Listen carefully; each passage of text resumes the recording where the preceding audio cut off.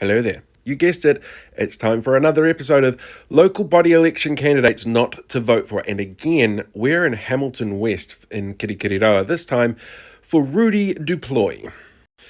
This former New Conservative candidate has hit the headlines in the past and other times that he's tried to run in local body elections for a number of reasons. Not very good reasons. Like the time he started church services to celebrate a now defunct South African holiday called the Day of the Vow, which was seen as a racist celebration of a massacre of the Zulu people. He decided that they definitely needed to be, celebrating that kind of thing. And when transcripts of his speech were given to historians both here and in South Africa, they all came up with the same thing. It was hella racist.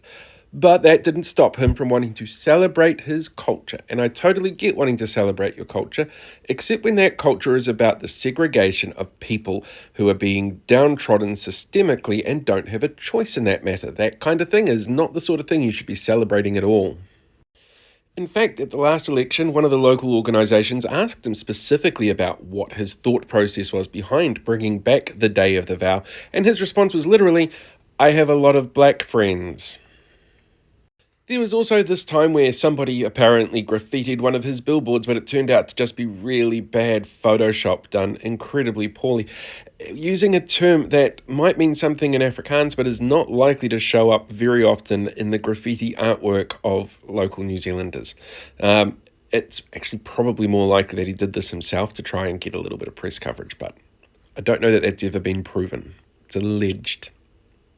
And of course, like a lot of these candidates, he is a big supporter of things like the groundswell movement and the Stop Three Waters movement. And don't get me wrong, Three Waters is very much a contentious issue.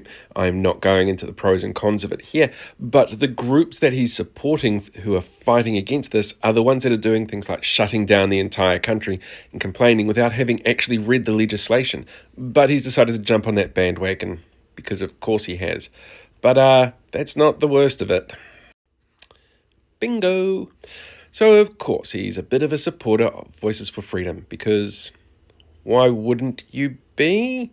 He is very much an anti-mandate, anti-vaccine candidate who has his fingers in an awful lot of pies that I don't think many people seem to have picked up on. He runs the Resident Ratepayers Association. I suspect he's president. I'm not 100% certain, but he definitely has keys to the comms that they're putting out and making sure his content is getting pushed there. Ironically, though, Rudy probably shouldn't be allowed to stand because after the last local body election, he didn't hand in his finances, which should technically have negated him from being able to run, or at least gotten him in trouble with the police, which it didn't.